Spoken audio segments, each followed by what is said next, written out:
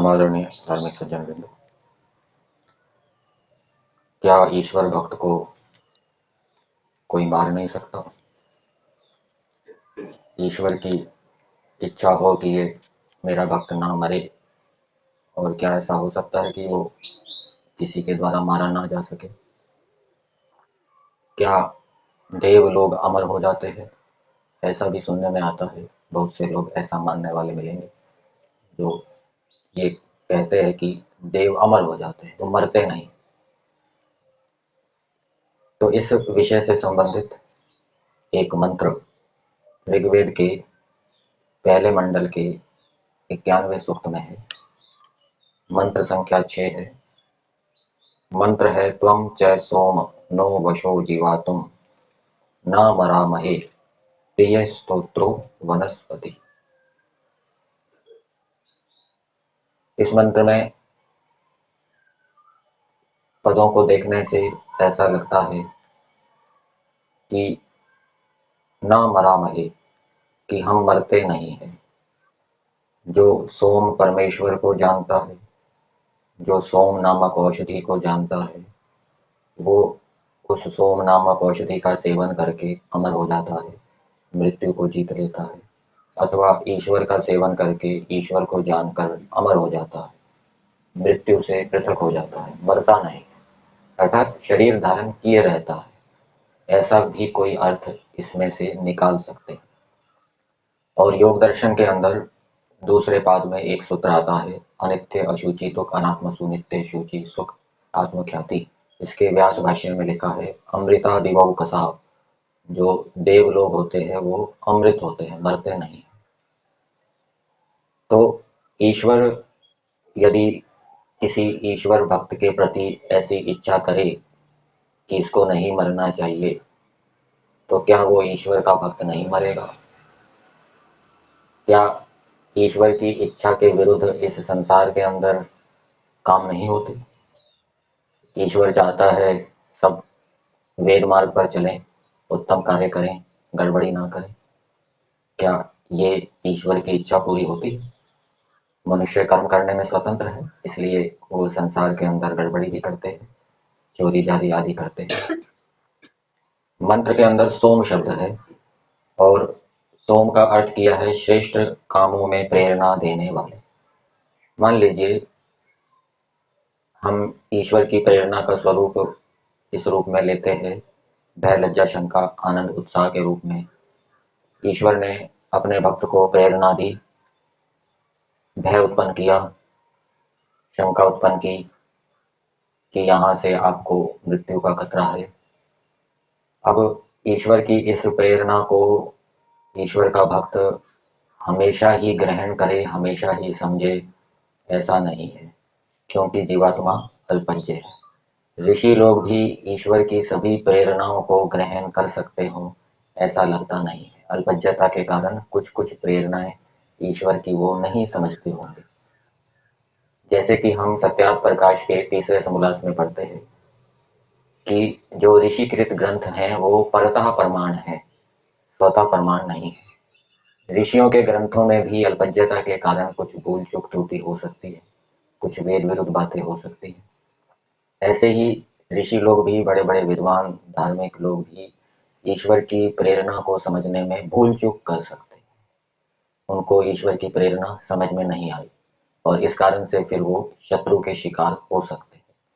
और मान लीजिए ईश्वर की प्रेरणा उनको समझ में आ गई, जहाँ से भय हो रहा है, जिस देश से, जिस स्थान से, जिस व्यक्ति से, उस भय से दूर होने के लिए उन्होंने व्यवस्था भी कर ली।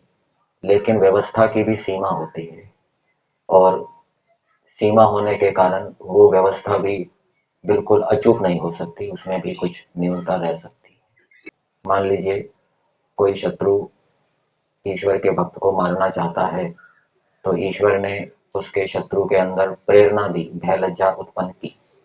तो ईश्वर तो केवल उस ईश्वर भक्त के शत्रु के अंदर बैठा हुआ भय लज्जा शंका उत्पन्न कर सकता है, उसको कर्म करने से रोक नहीं सकता। और यदि उसके अंदर उल्टे संस्कार अधिक हैं, तो आवश्यक नहीं है कि वो ईश्वर की उस भय लज्जा शंका के अनुकूल कार्य करेगी, उसकी अवहेलना भी कर सकता है। अथवा वो जो ईश्वर की ओर से भय लज्जा शंका है उसको समझ में भी नहीं आ सकती, समझ में आने पर उपेक्षा भी कर सकता है। तो ऐसी स्थिति में वो फिर ईश्वर के भक्त को मारने के लिए प्रयास करेगा, और यदि उसका प्रयास जानलेवा होगा तो उससे ईश्वर भक्त मर भी सकता है। इसलिए इस मंत्र का जो वास्तविक अर्थ है वो महर्षि दयानंद जी ने ऋग्वेद भाष्य में किया है। इस मंत्र का देवता है सोम। सोम के विषय में इस मंत्र के अंदर बताया गया है। सोम नाम परमेश्वर का है। परमेश्वर अच्छे कार्यों में प्रेरणा देते हैं, इसलिए परमेश्वर को सोम कहते हैं। जो श्रेष्ठ कार्यों में प्रेरणा देने वाले मनुष्य हैं उनको भी सोम कहते हैं। और एक जंगली औषधि जो कि सब औषधियों में अत्यंत श्रेष्ठ होती है उसको भी सोम नाम से कहा जाता है। तो इस मंत्र में सोम नाम से ईश्वर के विषय में, सोम नामक औषधि के विषय में, और जो श्रेष्ठ कार्यों में प्रेरणा देने वाले मनुष्य हैं उनके विषय में बताया गया है। क्या बताया गया है कि उनकी जो स्तुति है, उनके गुणों का जो गान है वो प्रेम को उत्पन्न करने वाला है। और ईश्वर वनस्पति है, अर्थात सेवन करने योग्य जो पदार्थ हैं उनकी परमेश्वर रक्षा करता है। और जो ईश्वर की आज्ञा के अनुकूल चलने वाले विद्वान हैं, जो कि स्वयं आज्ञा में चलते हैं और दूसरों को आज्ञा में चलने के लिए प्रेरणा देते हैं, वो भी सेवन करने योग्य पदार्थों की रक्षा करने वाले होते हैं। उनकी स्तुति भी प्रेम को उत्पन्न करने वाली होती है। तो जो इन तीनों को जानता है, किन तीनों को? ईश्वर को जानता है, ईश्वर प्रेरक है श्रेष्ठ कार्यों में, और जानकर ईश्वर का सेवन करता है, ईश्वर की आज्ञा के अनुकूल चलता है। जो श्रेष्ठ विद्वानों को जानता है, जो ईश्वर की आज्ञा का पालन करने वाले हैं, और उनको जानकर उनका संग करता है, उनका सेवन करता है, उनकी आज्ञा के अनुकूल चलता है। और जो सोम नामक औषधि को जानता है, उसके गुणों को जानता है, और उसके गुणों को जानकर फिर उसका उपयोग करता है, या तो भक्षण के रूप में सोम याग आदि के माध्यम से, क्योंकि वैदिक संस्कृति के अंदर यज्ञ शेष खाने का विधान है। सोम नामक औषधि का सेवन करेंगे तो पहले यज्ञ के अंदर उसकी आहुति डालनी पड़ेगी, फिर जो यजमान है वो उस सोम नामक औषधि का सेवन करेगा। तो जो इन तीनों को जानते हैं वो नहीं मरते। नहीं मरते का मतलब अर्थ किया है, वो शीघ्र ही अकाल मृत्यु को प्राप्त नहीं होते। ठीक है। शर्त यह है कि कोई शत्रु उनके ऊपर जानलेवा हमला ना करे। इस शर्त के ऊपर, जैसे बाजार के अंदर हम जाते हैं, किसी यंत्र को लेकर आते हैं तो उसकी गारंटी दी जाती है कि ये 1 साल तक काम करेगा ठीक, और यदि बीच में खराबी हो गई तो हम ठीक कर देंगे। परंतु उसकी भी गारंटी की भी शर्त होती है कि आप उसका लापरवाही से उपयोग नहीं करेंगे, इधर उधर फेंकेंगे नहीं, तोड़ेंगे नहीं, तब वो गारंटी मान्य होती है। तो इसी प्रकार से यदि कोई ईश्वर भक्त का शत्रु ईश्वर भक्त के ऊपर जानलेवा हमला ना करे, मारने का प्रयास ना करे, ऐसी स्थिति में ईश्वर भक्त व्यक्ति इन तीनों का सेवन करते हुए अकाल मृत्यु या अनायास मृत्यु से बच सकता है। इस मंत्र के पदार्थ में महर्षि दयानंद जी लिखते हैं, हे सोम, श्रेष्ठ कामों में प्रेरणा देने वाले परमेश्वर, व श्रेष्ठ कामों में प्रेरणा देने वाले विद्वान। वो विद्वान जो श्रेष्ठ कामों में प्रेरणा देने वाला है, वो ये भी समझना चाहिए कि वो श्रेष्ठ कार्यों को कर भी रहा है, ईश्वर की आज्ञा का पालन कर भी रहा है, और उसके साथ साथ प्रेरणा भी दे रहा है। जो तुम और यह आप नहा हम लोगों के जीवा तुम जीवन को वश होने के गुणों का प्रकाश करने वाले हो।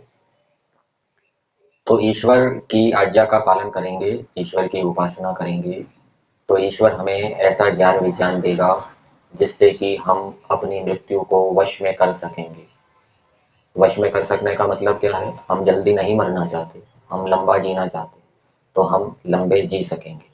इसी प्रकार से ईश्वर की आज्ञा का पालन करने वाले विद्वानों का संग करेंगे तो वो भी हमें उत्तम उत्तम कार्यों की प्रेरणा देंगे, ऐसे ऐसे परोपकार के कार्य बताएंगे जिससे कि हम अपनी आयु को बढ़ा सकते हैं।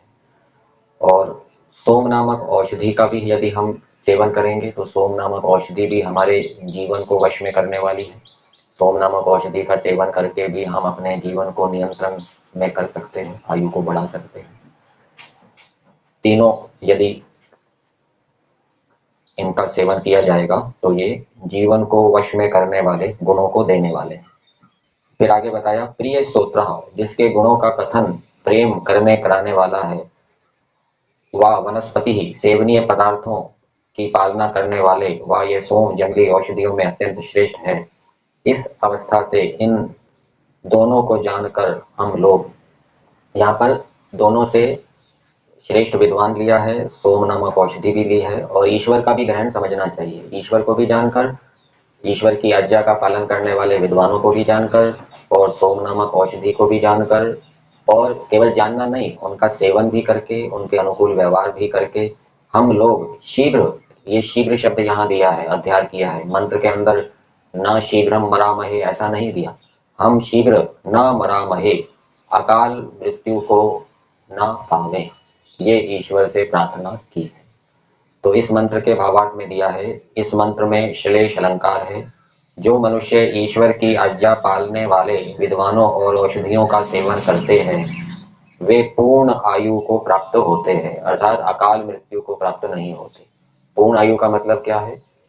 कर्मों के अनुसार उनको जितनी आयु मिलनी चाहिए उतनी आयु को वो प्राप्त करते हैं, अकाल मृत्यु को प्राप्त नहीं होते। यहाँ भावार्थ में विद्वान और औषधियों के सेवन की बात कही है, लेकिन इसका मतलब ये नहीं है कि ईश्वर के सेवन की बात नहीं है। ईश्वर का सेवन भी करना है, ईश्वर की आज्ञा का पालन करने वाले विद्वानों का सेवन भी करना है, और औषधियों का भी सेवन करना है। तो उसका सेवन करके मनुष्य पूर्ण आयु को प्राप्त कर सकता है। तो मंत्र का तात्पर्य यह है कि मनुष्य अकाल मृत्यु से बचे, और इस मंत्र से ऐसा नहीं समझना चाहिए कि सोम आदि औषधियों का सेवन करके मनुष्य अमर हो जाते हैं, या जो ईश्वर भक्त हैं वो अमर हो जाते हैं, उनको कोई मार नहीं सकता, अथवा यदि ईश्वर किसी भक्त के प्रति ऐसी इच्छा प्रकट करे कि ये ना मरे और वो ना मरे, ऐसा नहीं हो सकता। तो ऐसी भ्रांति नहीं होनी चाहिए।